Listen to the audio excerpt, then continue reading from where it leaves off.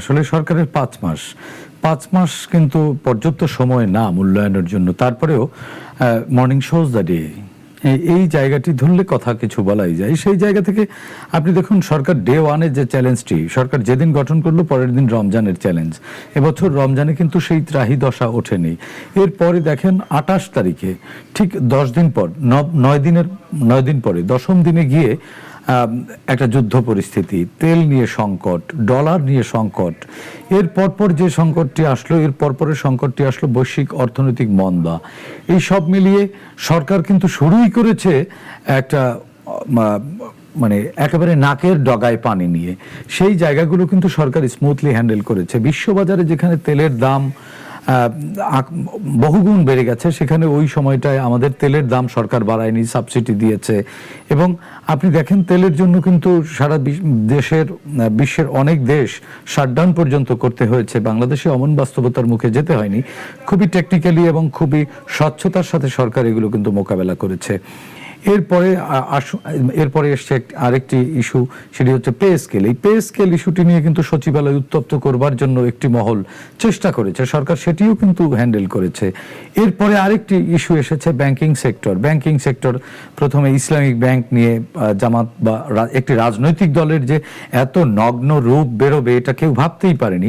Bank রাষ্ট্রীয়, মানে তফসিলভুক্ত bank রাষ্ট্র যেভাবে পরিচালনা করে, রাষ্ট্রীয় ব্যবস্থাপনা বা রাষ্ট্রীয় আইন কানুন মেনে একটি তফসিলভুক্ত ব্যাংক ব্যবসা করবার কথা, সেই জায়গাটিকে একটি রাজনৈতিক দল বা বিরোধী দল তাদের পলিটিক্যাল এজেন্ডার মধ্যে নিয়ে গিয়ে যেভাবে সরকারকে কোণঠাসা করবার চেষ্টা করেছে, সে জায়গাটিও কিন্তু সরকার অত্যন্ত কৌশলে, সাপও মরেনি লাঠিও ভাঙেনি, এইভাবে হ্যান্ডেল করে মোটামুটি একটা স্ট্যাবল জায়গায় নিয়ে আসছে। হ্যাঁ, গত 17 বছর ধরে যে দুঃশাসন, অনিয়ম, নিপীড়ন, নির্যাতন চলেছে এবং একটি দেশ পুরো ধ্বংসস্তূপের নিচে চাপা পড়েছিল, সেই জায়গা থেকে কিন্তু ওভার দ্য নাইট সরকার, আজকে বিএনপি সরকার কেন, তারেক রহমান সরকার কেন, ট্রাম্প গভর্নমেন্টকেও যদি এরকম পরিস্থিতিতে দায়িত্ব দেওয়া হতো, তিনিও কতটা সামাল দিতে পারতেন সে নিয়ে বেশ সংশয় আমার রয়েছে। তারপরেও তারেক রহমান কিন্তু অত্যন্ত শান্তভাবে সবগুলো বিষয় হ্যান্ডেল করে এ পর্যন্ত নিয়ে এসছেন। তারপরেও অনেকে মূল্যায়ন করতে চান কতটা ব্যর্থ হয়েছেন সরকার। হ্যাঁ, প্রশ্নটি করে সরকার কতটা ব্যর্থ হয়েছেন, বাট প্রশ্নটি হওয়া উচিত ছিল সরকার কতটা স্বাচ্ছন্দ্যে সফলতার দিকে এগুচ্ছে। প্রশ্নটা এমনই হওয়া উচিত ছিল। যদিও জুলাই গণ অভ্যুত্থান একটি রক্তাক্ত গণ অভ্যুত্থানের মধ্য দিয়ে আমরা শান্তির জন্য লড়েছি, শান্তির জন্য সহস্রাধিক শিশু, কিশোর এবং খেটে খাওয়া মানুষ তাদের প্রাণ দিয়েছে, সেই শান্তি, কাঙ্ক্ষিত সেই শান্তি আজও মেলেনি। দেখুন, যারা এখন সরকারকে ব্যর্থ দেখছে বা ফ্যাসিস্ট আওয়ামী লীগের লেন্স দিয়ে যারা, আমি যেটা বলতে চাচ্ছিলাম যে আপনি যেটা বলছিলেন যে ব্যাংকিং সেক্টরে যে এক ধরনের অরাজকতার চেষ্টা করা হয়েছিল, আপনি একটি নির্দিষ্ট দলের কথাই বলেছেন, জামাতে ইসলামী। আমরা এই জায়গায় বিভিন্ন জায়গায় সভা সমাবেশ হচ্ছে সারা দেশে নানা ধরনের, জুলাইকে ঘিরে এই জায়গায় জামাতের একেবারে সর্বোচ্চ নেতা থেকে শুরু করে ছোট বড় নেতা, 11 দলীয় জোট, এনসিপি নেতৃবৃন্দ, তারা কিন্তু সাম্প্রতিক সময়ে বলছে যে এই বিএনপি সরকার অনেকটা আওয়ামী লীগের সরকারের মতোই পরিচালনা করছে। এই জায়গাটা বিরোধী দলে এখন যারা আছে তারা আসলে রাজনৈতিক দল হিসেবেই তো থাকবার কথা না। কারণ তারা যখন অবিভক্ত ভারত থেকে পাকিস্তান আলাদা হয়, তখন তারা ওই পাকিস্তানের দোষ দেখেছে। আবার 1971 সালে যখন পাকিস্তানের শোষণ, 23 বছরের শোষণ বঞ্চনা থেকে বাংলাদেশের মানুষ মুক্তির সংগ্রাম করছিল, তখন তারা আবার পাকিস্তানি লেন্স দিয়ে দেখেছে। আবার 24-এর গণ অভ্যুত্থান পরবর্তী সময়ে বাংলাদেশ যখন ঘুরে দাঁড়াবার চেষ্টা করছে, তখন আবার সেই পুরনো চরিত্র সেই পাকিস্তানি লেন্স দিয়ে দেখছে। কারণ তাদের লেন্সই হচ্ছে নষ্ট, তাদের অন্ধকার লেন্স দিয়ে তারা কোনো কিছু দেখলে সেটা স্বচ্ছ দেখা যায় না, লেন্সটি পরিষ্কার হতে হয়। দেখুন, জুলাই গণ অভ্যুত্থান যদি রাজনৈতিক দল হিসেবে কেউ ক্রেডিট দাবি করে, ঘোষণা দিয়ে রাজনৈতিক দল হিসেবে এই সংগ্রামে, এই আন্দোলনে যারা অংশ নিয়েছে সেই একমাত্র দল বিএনপি। আর কোনো রাজনৈতিক দল দলীয় ব্যানারে ঘোষণা দিয়ে কিন্তু জুলাই অভ্যুত্থানে অংশগ্রহণ করেনি।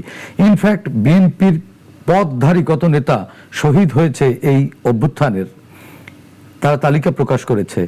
আজকে যারা জুলাইয়ের স্টেক হোল্ডার দাবি করে, করুক না তাদের তালিকা প্রকাশ, তাদের দলের কোন কোন পদের কোন কোন নেতা শহীদ হয়েছে, কোন কোন নেতা কোন কোন জায়গায় আহত হয়েছে, প্রকাশ করুক পারলে। শুনুন, কথা বললে কথা অনেক বলা যায়, কিন্তু বাজে কথা বলার কোনো লিমিট নেই। এই যে বিরোধী দল, আমার আরেকটা প্রশ্ন আছে, এই যে সমালোচনাগুলো কিন্তু এক ধরনের ধরেন সাধারণ মানুষ যখন সমালোচনা করে সেই জায়গায় কিন্তু তাদেরও সরকার কিন্তু সেটা সাধারণভাবেই নিচ্ছে, যে কিন্তু রাজনৈতিকভাবে যখন সমালোচনা করে, যখন বলে যে চর হয় যে যে এই সরকার এই আওয়ামী লীগের চাইতেও খারাপ হয়ে গেছে, নানা ধরনের বক্তব্য আমরা নানা জায়গায় এই বক্তব্যগুলো দেওয়াটা আসলে এই যে রাজনৈতিক দল হিসেবে কতটুকু? শুনুন, মত প্রকাশের স্বাধীনতা, ভোল্টেয়ার বলেছেন না যে আমি তোমার মতকে সমর্থন করতে নাও পারি, কিন্তু তোমার মত প্রকাশের স্বাধীনতার জন্য আমি আমার জীবন পর্যন্ত উৎসর্গ করতে পারি। কিন্তু সেই মত কি মত? যে মত একটা জাতিকে বহু পথে বিভক্ত করে, যে মত গোটা জাতিকে এক পথে নিয়ে না আসে, ঐক্যবদ্ধ না করে, সেই মত প্রকাশ করার স্বাধীনতা কোনো দেশের কোনো নাগরিকের নেই। মত আপনি প্রকাশ করার স্বাধীনতা অতক্ষণ পর্যন্ত আছে যতক্ষণ পর্যন্ত সেটা শালীনতার মধ্যে থাকে।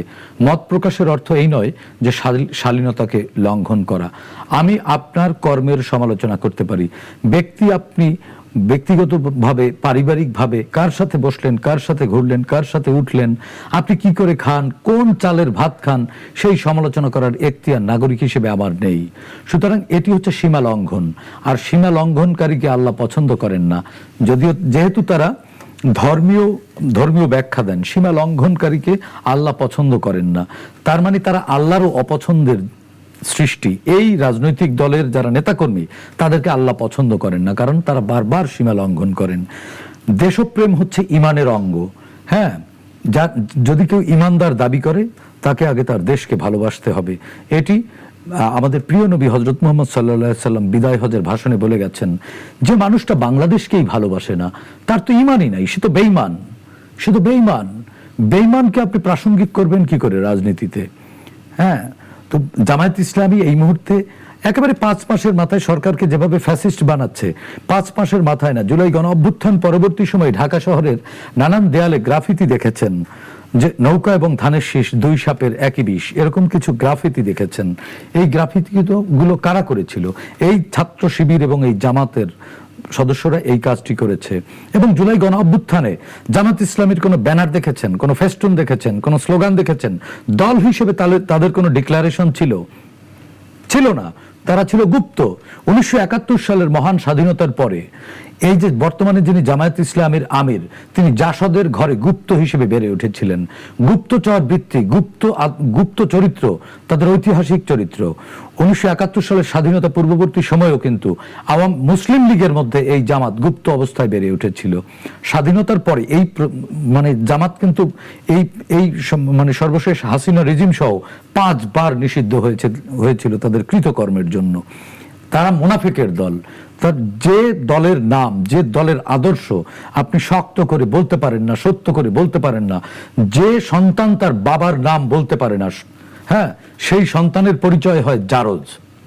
যে রাজনৈতিক দল, যে রাজনৈতিক নেতা তার আদর্শকে, তার দলের নাম বুক ফুলিয়ে, বুক চিতিয়ে বলতে পারে না, সেই রাজনৈতিক দলটিও তাহলে ওই নামেই আমরা ডাকতে পারি রাজনৈতিক দল হিসেবে।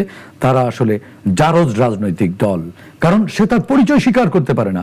আপনি দেখুন, আপনি সমাজে কোনো মানুষ জামাত করে না, ঠিক ছিল না এরকম 5 বছর আগে বা 3 বছর আগে জামাত খুঁজে পাওয়া যায়নি। এত জামাত গুপ্ত অবস্থায় বেড়ে উঠেছিল। এটা তাদের জন্মগতভাবেই তাদের স্ট্র্যাটেজি। এটা জামাত মূলত কোনো রাজনৈতিক দল না, এটা একটা রেজিমেন্টেড ফোর্স, একটা সন্ত্রাসী সংগঠন। তারা একটি রেজিমেন্টেড পলিটিক্যাল এনজিও। দেখুন, কোন রাজনৈতিক দল শিক্ষা, স্বাস্থ্য, মাইক্রো ক্রেডিট, এরপরে প্রিন্টিং এর ব্যবসা, এগুলো রাজনৈতিক দলের কাজ। ব্যাংক, বিমা, এগুলো রাজনৈতিক দলের কাজ। আপনি দেখুন তো পৃথিবীর কোন কোন রাজনৈতিক দল ব্যবসা বাণিজ্য করে? একমাত্র জামাত ইসলামী, যাদের অর্থনৈতিক সেক্টরে সর্বোচ্চ লগ্নি করা আছে। একমাত্র রাজনৈতিক দল যারা এনজিওর ব্যবসা করে। একমাত্র রাজনৈতিক দল যারা ধর্মকে হাতিয়ার হিসেবে ব্যবহার করে। আপনি দেখুন, ধর্মকে হাতিয়ার হিসেবে ব্যবহার করে। নারী এই ভোটের আগে মেয়েদেরকে বলেছিল কি জান্নাতের টিকিট দেয়া হবে। জান্নাতের টিকিট তো আমরা কয়েকদিন আগে দেখলাম মগবাজারের কোনো একটা হোটেলে টিকিট দেয়া হচ্ছে, জান্নাতের টিকিট। এমপি নজরুল ইসলাম জান্নাতের টিকিট দিয়েছেন। আমি মনে করি যদি ব্যক্তিত্ব থাকে, যদি মনুষ্যত্ব থাকে, যদি পড়াশোনা করে এবং যদি সে আসলে কোরআন পড়ে ইসলাম চর্চা করে, সে আসলে জামাত ইসলাম করতে পারে না। তার মানে দেশের জন্য যদি কিছু করতে চায় তাহলে এই ধরনের মানুষ জামাতের সাথে যুক্ত হতে পারে না। আপনি বলতে যে লাল সবুজের পতাকাকে ভালোবাসে, যে এই মানচিত্রকে ভালোবাসে, সে অন্তত আর যাই করুক জামাত করতে পারে না। কারণ এই মানচিত্রের জন্মের সময়, অস্ত্র হাতে এই মানচিত্রের জন্মের সময় বাংলাদেশের স্বাধীনতাকামী মুক্তিকামী মানুষের বুকের উপরে গুলি চালিয়েছিল রাজাকার আল বদর আল শামস। এটা দৈনিক সংগ্রাম পত্রিকা পড়লেই তো পরিষ্কার। এখন তারা অস্বীকার করে যে ৭১-এর ট্যাবু দিয়ে, ৭১ কোনো ট্যাবু না, ৭১ কোনো অজুহাত না, ৭১ আমার গর্ব, ৭১ আমার জন্মের ইতিহাস। আমি আমার বয়স হিসেব করি কোন দিন থেকে? আমার জন্মের দিন থেকে আমি আমার বয়স হিসেব করি।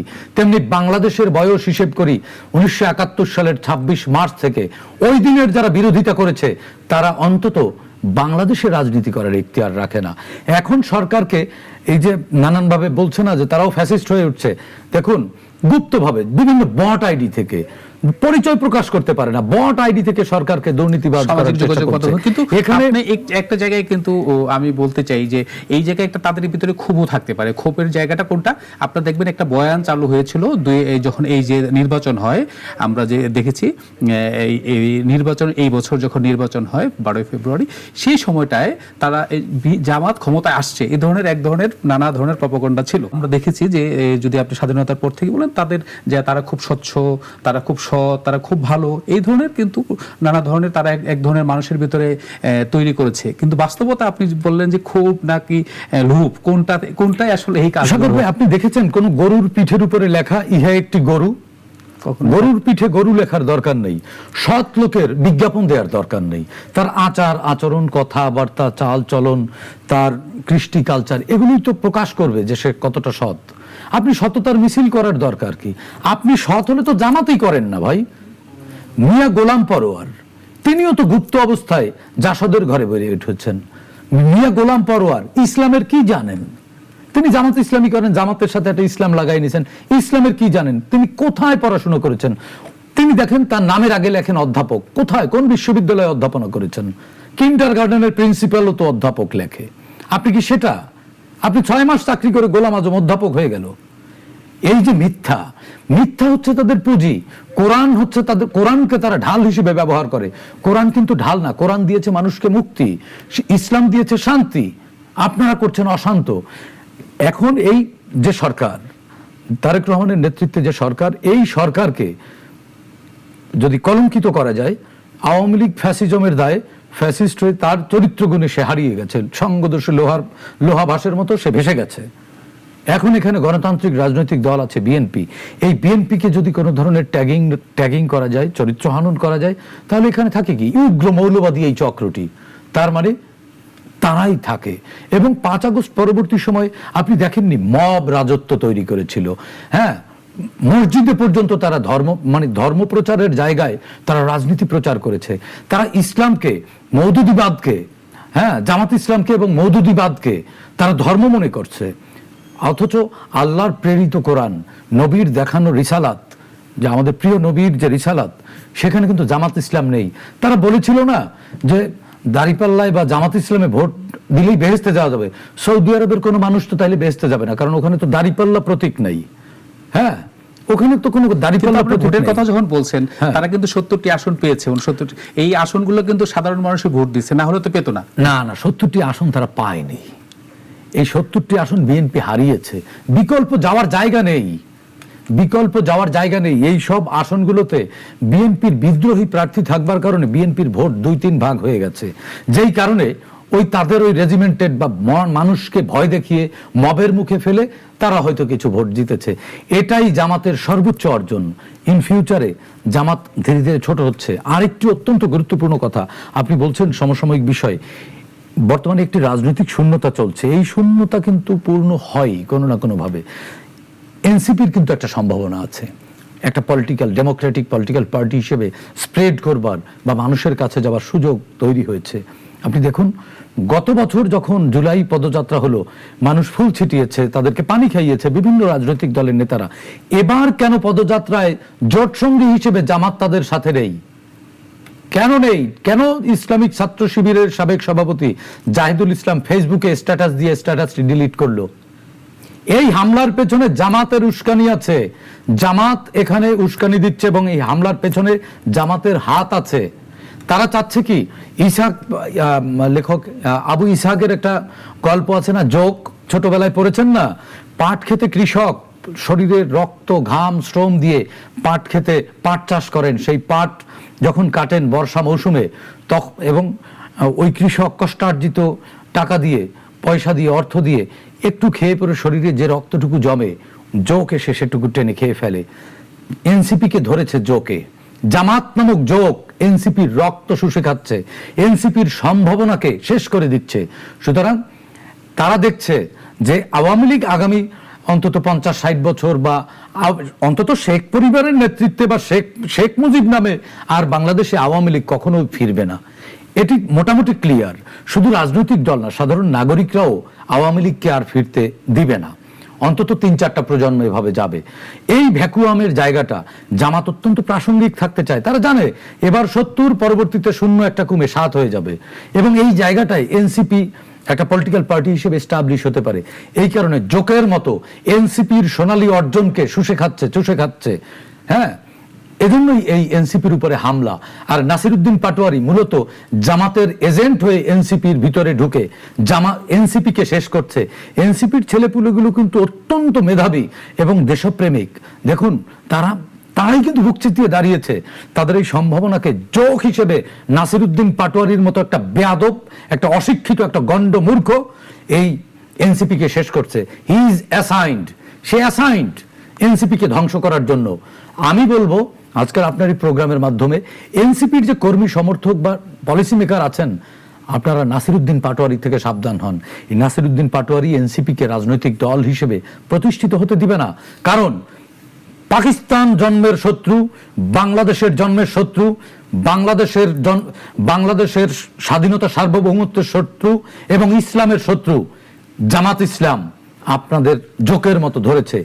এই জামাত ইসলাম থেকে সাবধান থাকতে হবে সবাইকে।